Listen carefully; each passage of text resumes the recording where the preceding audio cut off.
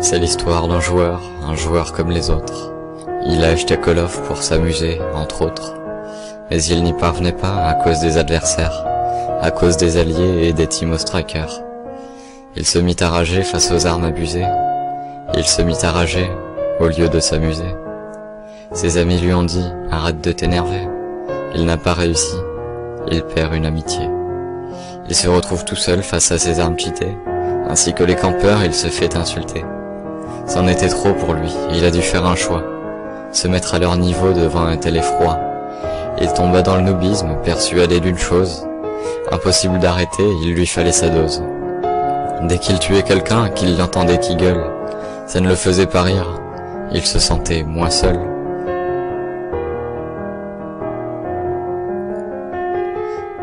Un beau jour du mois de juin, quelque chose l'attendait.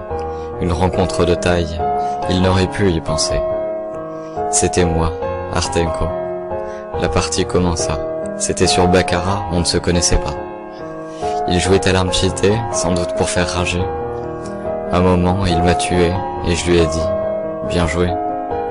Il posa sa manette, se mit à réfléchir. Il m'envoie un message, j'ai dû intervenir. Je lui ai donné mon Skype pour expulser sa rage.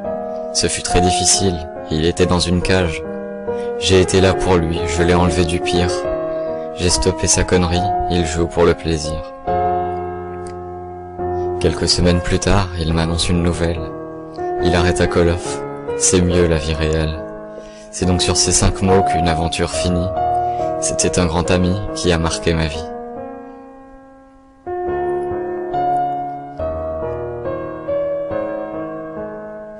La morale de l'histoire, c'est qu'on achète un jeu pour prendre du plaisir, ignorer les rageux.